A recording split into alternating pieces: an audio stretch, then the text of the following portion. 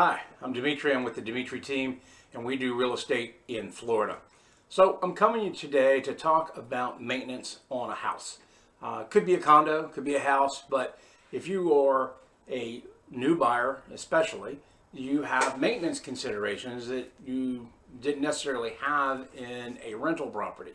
So one of the things to think about is on the exterior of the house that you might have maintenance. This also could make a buying decision when you're looking for property, when you start considering costs that you may have in maintenance. So in other words, comparing a house to a condo or a house that's in an HOA, comparing to one that's not, what do you get for that? Sometimes a lot of the exterior maintenance, if it's in an HOA, there are times when all of your exterior maintenance is covered by the HOA, including all of your landscaping and your grounds maintenance. So, cutting the grass, weed whacking, all of that good stuff, spraying for bugs is all covered by the HOA. Those are things that you want to explore.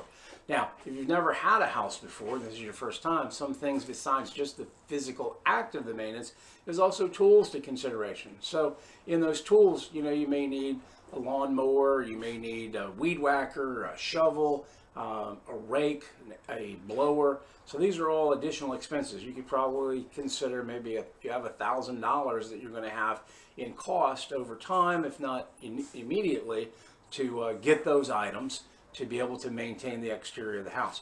So one thing about the exterior of the house is you want to make sure that there is nothing leaning on, dragging on, growing on your roof or the side of the house or even down at the foundation. So if you've got trees, or especially if they're small trees now that are like real close to the house, get rid of them, because you don't want, when they turn into big trees, they're going to lean over top of the house, they're going to put stuff on your roof, they're going to put roots in your foundation on the bottom, they're going to possibly strangle your sewer and water pipes. So you want to get those away, and you want trees to be at least 6 feet, if not 8 or 10 feet away from your house physically.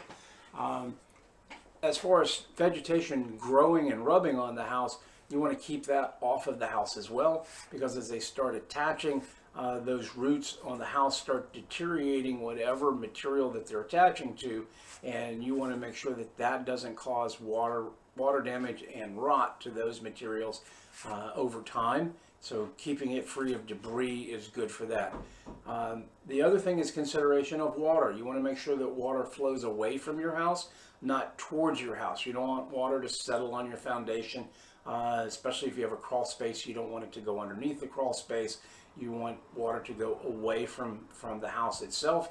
That will definitely prevent or reduce your chances of having mold. So pay attention to that. Look at how gutters may go. You want to look at how where the gutters drain. If you have gutters, sometimes people don't have gutters on their house, but if you do, you want to make sure that that water is pushed away and that it doesn't, that slope of the land that it goes to isn't an uphill slope, that it's actually a downhill slope, or you may have to put a little bit of irrigation in there to move that water away from the house. All right, let's talk about interior things.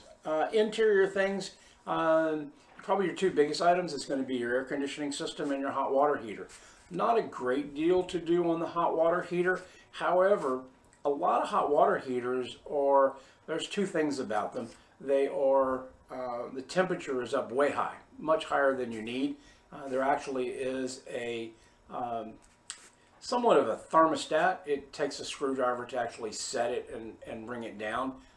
Maybe something that you would ask a plumber to come and do, probably a little safer thing, because there is an electrical area right there, and have them set that lower. You don't need 160, 180 degree.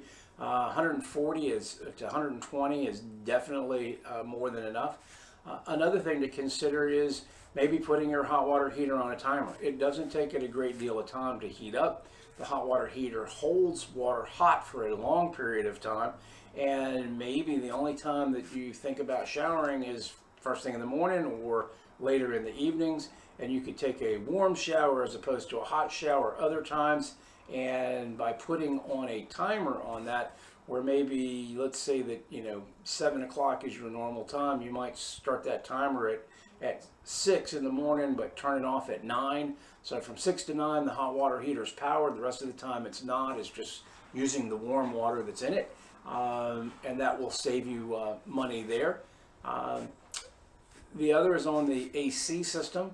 And with the AC system, your biggest thing is going to be the filter itself. You want to make sure that at a minimum every 3 months, and sometimes even monthly, is a good time to replace that filter. And when you replace that filter, you've got a lot of options that are out there. You can get the bare minimum filter, which is like a MERV 1, I think. But if you get all the way up to an 8 or a 13, 11 and a 13, the higher the number, it means the more things it filters out, where it literally can get down to where it says the filter will filter out really small particles like bacteria. So by having a good filter in place that filters out a lot of stuff, two things are happening. One, you're improving your air quality of your house, of what you're breathing and experiencing. And the second thing is you're increasing the life of your AC system, because past that air filter is a set of very small metal veins that the air flows through, and those veins are what the actual AC are actually making cold. So as that air flows through it, it gets cold and it comes out. So if you have particles that are passing through your filter, they're getting caught in those veins, especially since they're going to be somewhat damp, because as it gets cold, it sweats a little bit in there. That's where you have moisture coming out of your AC system, and it gets, collected in that spot. So you want to eliminate as much of the stuff that's in the air from getting into your veins of the AC system. The other thing is maintenance, having a AC maintenance company come in and actually clean the air handler. That's where these veins are. They'll clean those air handlers to keep them free. And then you also have a drain. So as I mentioned, the AC, as it works, it's actually pulling moisture out of the air. It's a dehumidifier. It's pulling moisture out of the air and it's pushing it, outside. You have a drain line, and that drain line's constantly got water going through it. And in Florida, those drain lines actually start growing fungus inside that drain line, and the fungus can actually clog the drain, where now all that water backs up in the house into the drain pan of the AC system. And if it has a switch, which it should have a float switch, it'll actually turn off. Your AC will stop working. If it doesn't, then you are going to overflow all that water, and now you're going to have a leak in your ceiling from where that is drained through. So those are your big things there to keep track of. One other item to think about is your windows and doors. Obviously we're here in Florida, it gets warm, and AC we run a lot. It's amazing at how a small hole can increase the amount of time an AC has to work, because that air is moving, the cold air is leaving the house and going outside. So one way to see what you've got, maybe you need some rubber weather strips, or weather strip, which you can get at Home Depot pretty easily, is when it's dark outside, for instance, turn the lights on inside, close the doors and windows, walk outside and look and see if around the places that it should be sealed, whether you see light coming through. You can also do this at night where it's dark inside and outside. Have somebody on the inside or even on the outside, either direction. Use a nice high power flashlight and just shine the light and go around the perimeter and see if any light is escaping. If that light is escaping, then air is escaping, and now you know where you can either put weather stripping or caulking to close that seal up. The last is water dripping. So if you've got water dripping from a faucet, whether it's an exterior faucet where a hose is, whether it's an interior faucet for one of your sinks, if you've got water dripping, think about the fact that that little drip is 24/7, 30 days. That's a lot of water. That can be many gallons of water, and that costs you money on your water bill. So that is something you want to pay attention to and make sure you eliminate that. A lot of times a dripping faucet is a simple, less than $1 washer that you put on. YouTube that and you can see how to replace those as well.